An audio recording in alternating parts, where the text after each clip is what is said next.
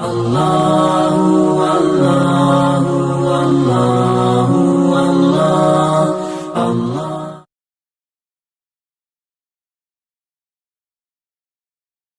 Jadi kita jalan saja dulu, nanti saya rekam kegiatan ini dan saya upload untuk bisa dinikmati bagi yang tidak bisa hadir. Di saya izin ada 1 orang, ya. Selebihnya belum ketahuan ini. Baik. Bismillahirrahmanirrahim. Alhamdulillah wassalatu wassalamu ala Rasulillah wa ala alihi wa sahbihi wa man wala. La haula wala quwata illa billahi, amma ba'd. Ikhwas sekalian, para kader duat dimanapun antum berada, semoga siang hari ini semuanya berada dalam keberkahan Allah Tabaraka wa Ta'ala yang juga terlimpahkan kepada kita, kepada keluarga kita, juga kepada orang-orang yang kita cintai. Semoga Allah mudahkan dan Allah hilangkan semua hal-hal yang menyulitkan dalam kehidupan kita ini, ya, dan menjaga keluarga kita dari hal-hal yang buruk. Di siang hari ini kita akan memulai materi perkuliahan Tazkiyatun Nafs, ya. Kita sudah membahas Tazkiyatun Nafs ini sudah 2 semester. Kalau materi 2 semester ini dipahami dengan baik, tentu apa yang kita lakukan di semester 3 ini seharusnya sudah banyak hal yang bertambah, ya. Sudah lebih baik dari sebelumnya. Nah, untuk kita memahami materi kuliah kita di siang hari ini, ya, kita mulai dari maudhu target-target perkuliahan. Sebentar, saya akan ini dulu.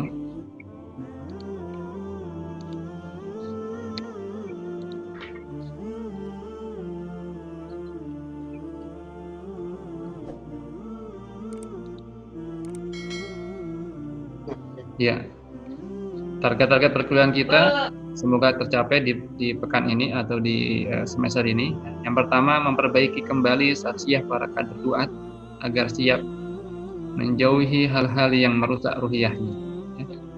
Ini semester 3 ini melalui ujian komprehensif kemarin kita sudah merekam banyak sekali kasus, ya. Dan di semester ini kita berharap kita kembali menguatkan saksiyah para kader dai ini, ya, untuk siap meninggalkan hal-hal yang merusak dirinya. Yang kedua, siap mengukuhkan kembali saksiyah para kader duat agar senantiasa waspada terhadap hal-hal yang merusak jalan dakwah. Jadi antum sudah harus memahami dan sudah merasakan kita semua sudah berada di satu jalan yang jalan itu memang akan ada cabaran dan ujiannya. Itu semua harus kita rasakan, mampu kita pahami, dan kita berharap salah satu materi ini bisa mengukuhkan kita semuanya sehingga tidak merusak jalan-jalan dakwah kita. Kalau satu orang rusak, ini akan berpengaruh kepada yang lainnya. Selanjutnya adalah memahamkan kepada para kader duat tentang realitas kehidupan dan tantangan-tantangannya. Ini semua nanti kita akan sampaikan dalam materi ini. Bapak sekalian, saya akan terlebih dahulu menjelaskan teknis perkuliahan kita di semester 3 ini. Mungkin ada beberapa hal yang tentu akan berbeda dengan semester sebelumnya. Yang pertama, untuk kajian saksiyah ini saya akan memberikan muhadharah secara online, ya, yang dengan cara mengirimkan video kajian melalui link YouTube yang akan saya kirim setiap pekannya nanti. Jadi setiap jam mata kuliah, misalkan pekan depan, saya akan kirimkan channel di channel saya yang akan saya buat, kemudian saya akan kirimkan linknya kepada antum setiap materi. Nah, tugas antum sebagaimana biasa adalah menyimak materi, kemudian bisa meresumenya. Jadi waktu yang akan saya berikan itu nanti 1 pekan. Nah, sehingga nanti video ini bisa di-download dan bisa antum buang.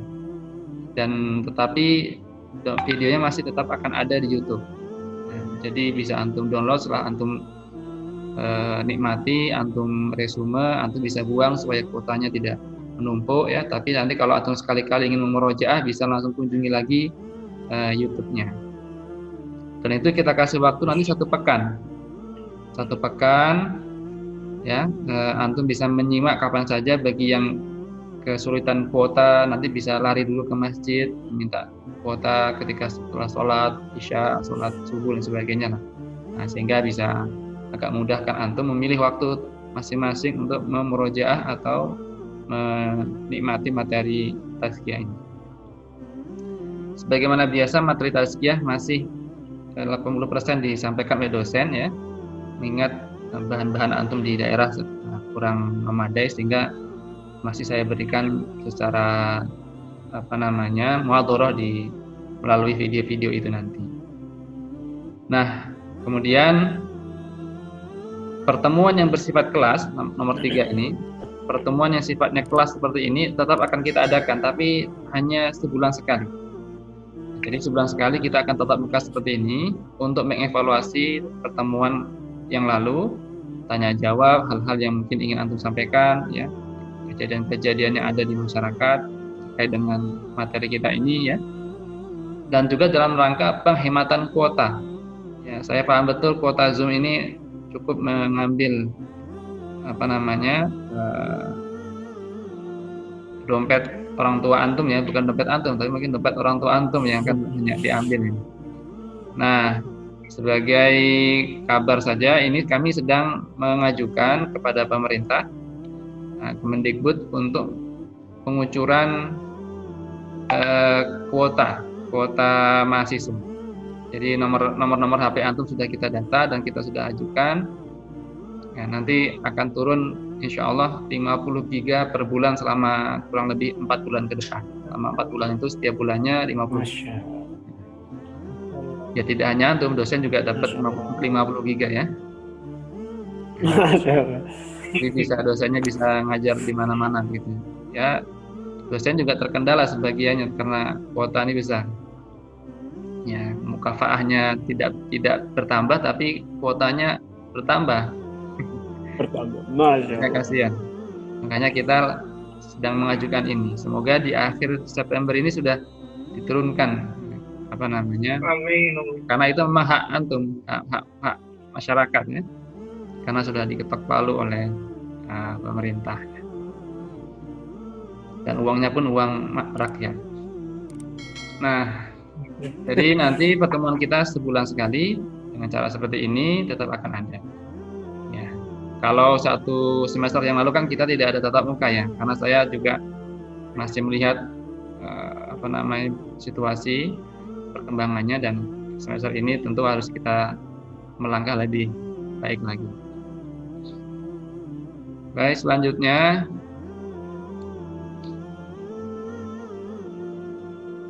aplikasi yang akan kita gunakan. Seyogyanya di awal tadi saya ingin menggunakan 2 aplikasi ini. Yang pertama grup WhatsApp kita, itu sebagai kegiatan untuk men-share materi-materi, link dan sebagainya. Satu lagi adalah YouMeetMe. YouMeetMe ini sebenarnya ada kelebihan ya. Kelebihannya dia tidak ada jeda di ketika kita melakukan konferensi seperti ini tidak ada jeda. Tapi kalau Zoom kan setiap 40 menit dipotong, berhenti, nanti kita masuk lagi. Nah, itu yang biasanya membuat perkuliahan terkendala. Tapi nampaknya teman-teman juga belum mampu mengakses YouMeetMe ya, karena ada kendala juga di sebagian HP teman-teman. Tadi di kelas sebelumnya juga sama, separuhnya tidak mampu mengakses YouMeetMe. Padahal YouMeetMe ini dibuat oleh Telkomsel, milik Indonesia. Jadi tadinya mau kita gunakan, tapi ternyata masih banyak kendala. Baik, berikutnya saya akan mengenalkan kepada antum sebagai adab kita dalam belajar dalam thalabul ilmi ini.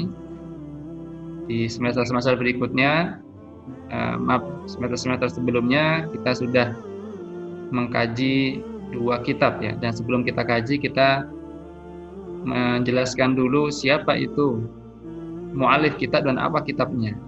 Itu salah satu di antara adab kita dalam talabul ilmi ya. Ketika kita baca buku, upayakan membaca biografinya, lalu kemudian kita menelaah isinya.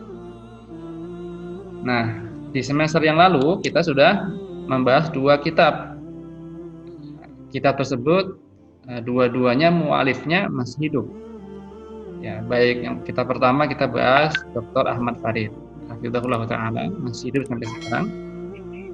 Dr. Anas Ahmad Karzun, hafizahullah taala, juga masih hidup. Ya, sekarang kita membahas kitab yang mu'alifnya itu sudah meninggal. Kira-kira tahun 90-an lah ya. Dia sudah meninggal tahun itu, kira-kira nggak lama setelah Pak Nasir meninggal. Nah, beliau ini bernama Dr. As-Sayyid Muhammad Nuh rahimahullah ta'ala. Dr. As-Sayyid Muhammad Nuh rahimahullah ta'ala. Syekh Muhammad Nuh, sering dipanggil dengan nama Syekh Muhammad Nuh. Beliau mengarang kitab dengan judul Afatun 'alat Thariqi. Afatun 'alat Thariqi. Sebuah kitab yang beliau tulis secara khusus untuk penguatan saksiyah para kader dai. Makanya kitab ini sengaja kita ambil ya dalam rangka itu. Ya. Kita ambil faedahnya karena memang kitab ini ditulis untuk para kader doa. Kapan beliau menulis kitab ini? Ya. Beliau menulis kitab ini di zamannya, zaman sekitar tahun 80-an ya. Beliau menulis kitab ini di saat-saat di mana rezim yang berkuasa di Mesir itu, rezim Husni Mubarak itu adalah rezim diktator yang mempersekusi atau banyak menindas para duat, terutama para duat atau para kader dai yang bergabung dalam jamaah atau dalam organisasi Al-Ikhwan Al-Muslimun di Mesir. Maka Dr. Said Muhammad Nuh ini salah satu di antara dai di Ikhwan Muslimin. Beliau adalah seorang alim, pakar di bidang hadis, ya, mumpuni sekali di bidang hadis. Doktoralnya, S2, S3-nya semuanya di bidang hadis. Beliau memiliki banyak mu'alafat ya, sejumlah kitab-kitab yang beliau karang yang sangat berbobot sekali ya. Jadi salah satu kitab ini Afatun 'ala Thariq beliau tulis untuk para kader-kader dai-nya ya, yang di zaman itu menghadapi tekanan yang luar biasa dari rezim. Sampai kemudian Al-Ikhwan Muslimin ini tahun 2000 sekian yang lalu itu ya, tempat puncaknya ya, salah satu kader mereka, tokoh mereka, ya, Dr. Mursi itu menjadi presiden di Mesir. Hanya beberapa bulan beliau menjadi presiden, kemudian dikudeta oleh kelompok militer ya. Nah, yang kelompok militer ini kemudian menggulingkan Mursi karena Mursi bertekad untuk menerapkan undang-undang syariah di negeri Mesir secara totalitas. Ya, karena sikapnya disiplin dan keras, ya, kemudian militer menggulingkan secara membabi buta. Bahkan ribuan orang-orang Ikhwan itu ditangkap dan ribuan pula yang dibunuh. Termasuk di antaranya ya, beberapa tokoh-tokoh yang kemudian lari ke sejumlah negara di Timur Tengah. Di antaranya lari ke Malaysia, lari ke Indonesia dan sebagainya. Sehingga gerakan organisasi Al-Ikhwan Muslimun ini pada hari ini sudah dibubarkan di negeri tersebut. Di Mesir itu sudah tidak ada lagi. Nah, termasuk ya Allahyarham Dr. Muhammad Nasir itu adalah orang yang sangat dekat dengan tokoh-tokoh Ikhwan di zaman beliau. Yang ada banyak sekali, ada Dr. Yusuf Qardawi, ada Dr. Muhammad Imaro, karena gerakan Ikhwanul Muslimin ini digerakkan oleh para ulama-ulama yang sangat banyak sekali, yang sangat luar biasa. Kita tentu tidak akan membahas tentang kelemahan-kelemahan gerakan Ikhwanul Muslimin. Kita tidak membahas itu. Tentu kita membahas faidah-faidah yang kita bisa ambil. Sebagaimana yang disampaikan oleh Syekh Abdullah Ibnu Baz, yang dia mengatakan gerakan Ikhwanul Muslimin ini adalah gerakan yang penuh keberkahan dalam konteks dakwah secara umum. Tetapi dalam konteks beberapa hal masalah memang ada hal yang harus diluruskan. Tapi secara umum ini adalah dakwah yang penuh dengan keberkahan. Sampai-sampai dulu Syekh bin Baz pernah mengirim surat ya kepada raja atau kepada Presiden Husni Mubarak ketika akan menggantung salah satu tokoh Ikhwanul Muslimin ini. Misalkan Said Qutb waktu itu. Said Qutb ditangkap karena disebut-sebut sebagai dai yang vokal ya. Kemudian dia dijatuhi hukuman mati. Nah, Syekh bin Baz mengirim surat kepada raja, akan tapi surat beliau tidak digubris ya, artinya hukuman mati tetap dilaksanakan. Bahkan waktu itu Raja Faisal, itu Raja Saudi, menampung banyak sekali para muhajirin dari Mesir yang tergolong dalam kelompok Ikhwan Muslimin ini ya. Kemudian mereka mengajar di beberapa universitas di Saudi Arabia. Artinya dulu hubungan ini sangat harmonis sekali. Ini karena memang diikat oleh satu pergerakan, yaitu ya, perjuangan dakwah waktu itu luar biasa. Di zaman itu perjuangan dakwah di semua negeri-negeri di Timur Tengah mengalami gejolak ya. Nah, termasuk Dr. Said Muhammad Nuh ini adalah penggerak daripada para duat di sana.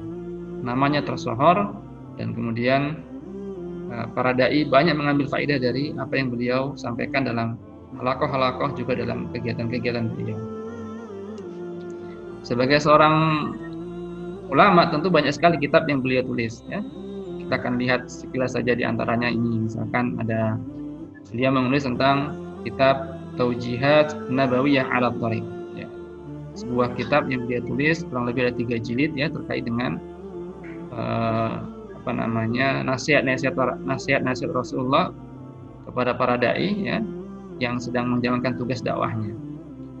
Kemudian ada juga Min Akhlaqin Nasr Jili Sahabah, ini juga ditulis oleh beliau dalam rangka memotret kehidupan para sahabat, di mana Allah Tabaraka wa Ta'ala selalu menyertakan kemenangan di antara para sahabat. Beliau kupas di situ. Juga beliau menulis kitab tafsir ya, tentang Al-Quran. Juga bahkan ada sebuah buku atau kitab yang ditulis oleh orang lain tentang biografi Dr. Said Muhammad Nuh ini yang sudah meninggal ini, dengan judul Dr. Sayyid Nuh rahimahullah Kisah Da'i. Ini mengupas tentang kehidupan Dr. Said Muhammad Nuh yang banyak mempengaruhi para dai di negeri Mesir sana. Juga kitab-kitab yang lainnya seperti Manhaj Ahlussunnah wal Jamaah fi Qadiyatit Taghyir ya. Bagaimana manhaj Ahlussunnah wal Jamaah dalam melakukan perubahan di sebuah masyarakat ya. Perubahan baik dari sisi sosialnya, budayanya, pendidikannya, ekonominya, beliau bahas di situ. Dan kitab-kitab lainnya yang penuh dengan keberkahan. Nah, mohon dipahami teman-teman, ini saya sudah mendapatkan pemberitahuan dari Zoom, 10 menit lagi akan dijeda ya. Nanti kalau ada berjeda antum masuk lagi sebagaimana biasa. Ya, ini contoh-contoh kitab-kitab yang pernah beliau tulis. Ada beberapa kitab yang lainnya tapi belum kita sebutkan. Nah, kira-kira nanti di perkuliahan ini kita akan membahas apa? Jadi kitab Afat 'ala Thariq ini yang akan kita bahas ini ada kurang lebih 8 jilid. Ya, semuanya saya dikumpulkan di kitab ini. Kelihatan ya? Ini kitabnya memang cukup tebal. Ada kurang lebih 800 halaman. Ini akan kita kaji selama 2 semester. Nah, ini mengkajinya seperti apa? Tentu tidak semuanya kita kaji, nanti akan kita pilih maudhu-maudhunya. Di kitab ini ada kurang lebih 40-an maudhu ya, yang penting bagi dai.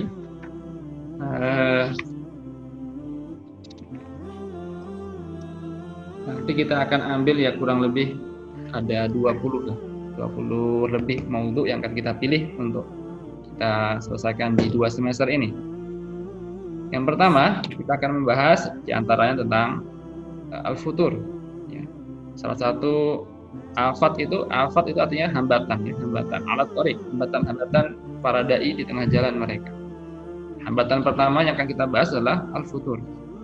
Ya, bukan fatur ya. Kalau Daud kan sukanya fatur, ya. Fatur makan pagi. Masya Allah. Namanya futur. Nah, futur itu semua orang nggak boleh. Ini sikap lemah ya, lemah semangat. Kemudian yang kedua al-israf. Israf sikap berlebih-lebihan yang menunjukkan berlebih-lebihan dalam berpakaian, ya, dalam kepemilikan dan sebagainya. Kemudian hambatan berikutnya adalah al-isti'jal, sikap tergesa-gesa, di mana para dai terkadang menghukumi sesuatu dengan tergesa-gesa, bersikap kepada masyarakat tergesa-gesa, tidak menimbang dan sebagainya. Kita nanti akan bahas.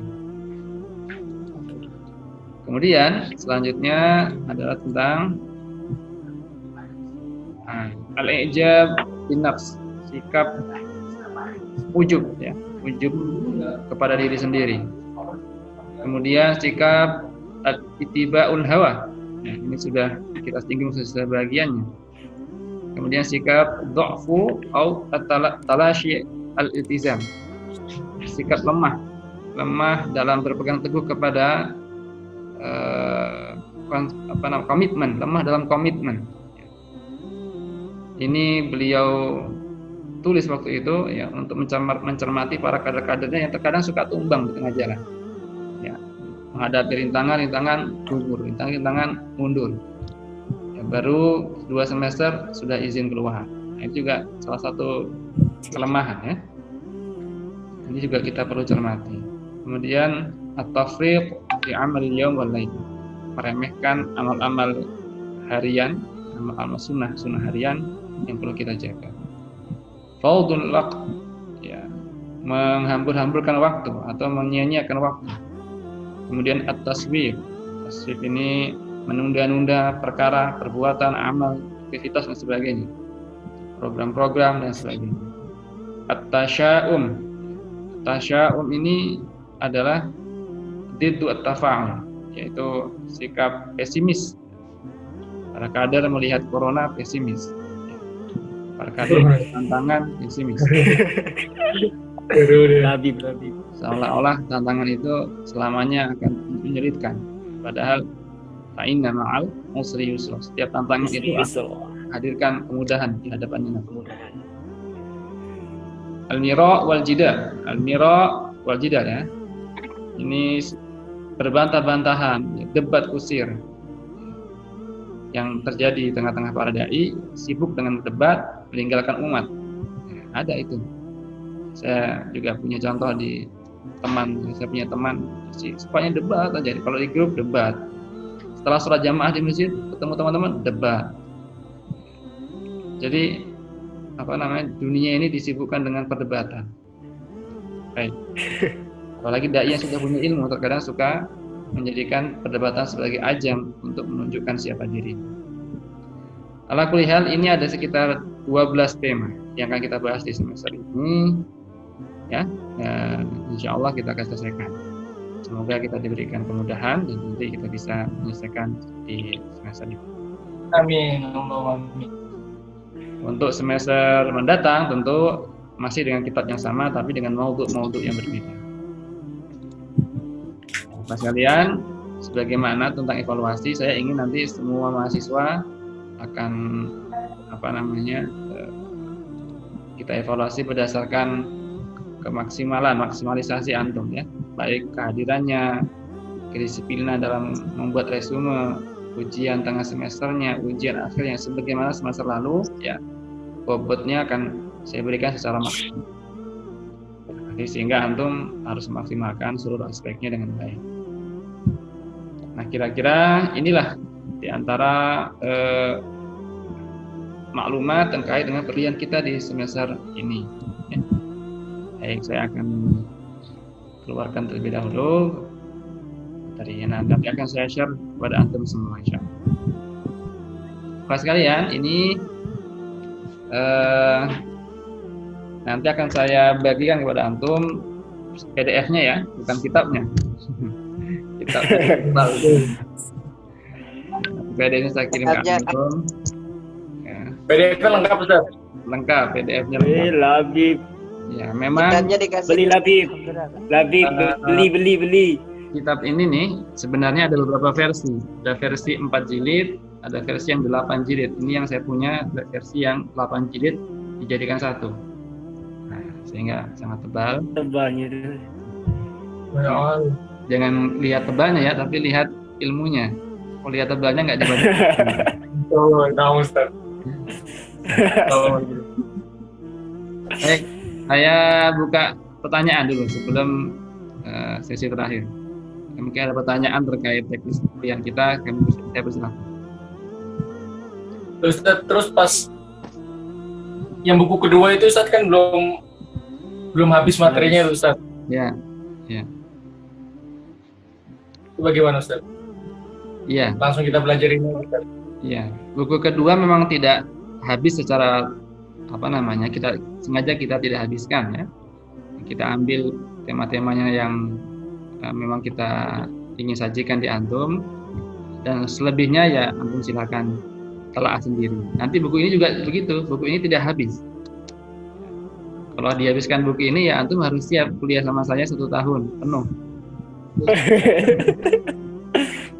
Labib siap Ustaz, labib. Kayaknya yang siap Siap ini Tarigan siap nih kayaknya. Iya. Baik. Ada lagi pertanyaan? Fahmi Jo, mana Fahmi Jo? Hasri, wajahnya Hasri mana ini wajahnya? Nggak kelihatan tuh wajahnya.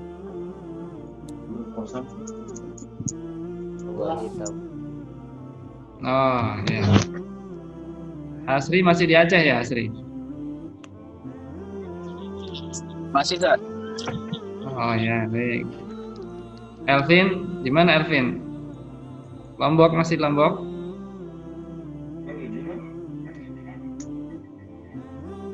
Elvin di Riau Ustaz. Elvin dari Riau ya? Ya Riau. Baik.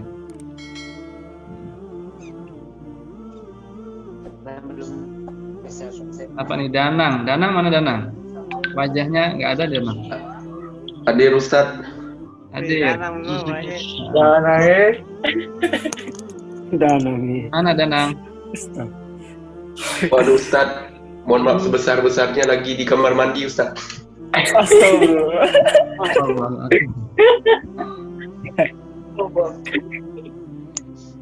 Iya.